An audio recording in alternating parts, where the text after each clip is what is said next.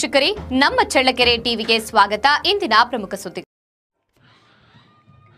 ಚಳ್ಳಕೆರೆ ತಾಲೂಕಿನ ಹೆಗ್ಗೆರೆ ಗ್ರಾಮದಲ್ಲಿ ನಡೆಯುತ್ತಿರುವ ಕಾಳೋಳು ಶ್ರೀ ಕೆಂಚವಾದೂತ ಸ್ವಾಮಿ ಜಾತ್ರಾ ಮಹೋತ್ಸವದ ಅಂಗವಾಗಿ ಬುಧವಾರ ರಾತ್ರಿ ಹೂವಿನ ಪಲ್ಲಕ್ಕಿ ಉತ್ಸವ ಸಂಭ್ರಮ ಸಡಗರದಿಂದ ಜರುಗಿತು. 3 ದಿನಗಳ ಕಾಲ ಜಾತ್ರಾ ಮಹೋತ್ಸವದ ಪ್ರಮುಖ ಆಕರ್ಷಣೆಯಾಗಿದ್ದ ಹೂವಿನ ಪಲ್ಲಕ್ಕಿ ಉತ್ಸವವನ್ನ ನೋಡಲು ಸುತ್ತಮುತ್ತಲಿನ ಗ್ರಾಮಗಳಿಂದ ನೂರಾರು ಭಕ್ತರು ಆಗಮಿಸಿದರು.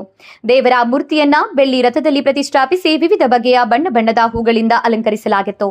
ವಿಶೇಷ ಪೂಜೆ, ಮಂಗಳಾರತಿ ಮತ್ತು ಧಾರ್ಮಿಕ ವಿಧಿವಿಧಾನಗಳ ನಂತರ ದೇವಸ್ಥಾನದಿಂದ ಪಲ್ಲಕ್ಕಿ ಮೆರವಣಿಗೆ ಆರಂಭವಾಯಿತು. ಮೆರವಣಿಗೆ ಸಾಗಿದ ಸಂದರ್ಭದಲ್ಲಿ ಎಲ್ಲೆಡೆ ಭಕ್ತರು ಹೂವು, ಹಣ್ಣು, ಕಾಯಿ, ಬಾಳೆಹಣ್ಣು ಸಮರ್ಪಿಸಿ ಭಕ್ತಿ ಭಾವದಿಂದ ಸ್ವಾಮಿಯ ದರ್ಶನ ಪಡೆದುಕೊಂಡಿದ್ದಾರೆ.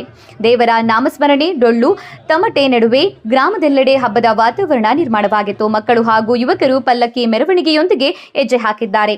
ಯುವಕ ಯುವತಿಯರು ಭಕ್ತಿ ಭಾವದಿಂದ ನೃತ್ಯ ಪ್ರದರ್ಶಿಸಿ ಉತ್ಸವದ ಕಳೆ ಹೆಚ್ಚಿಸಿದ್ದಾರೆ.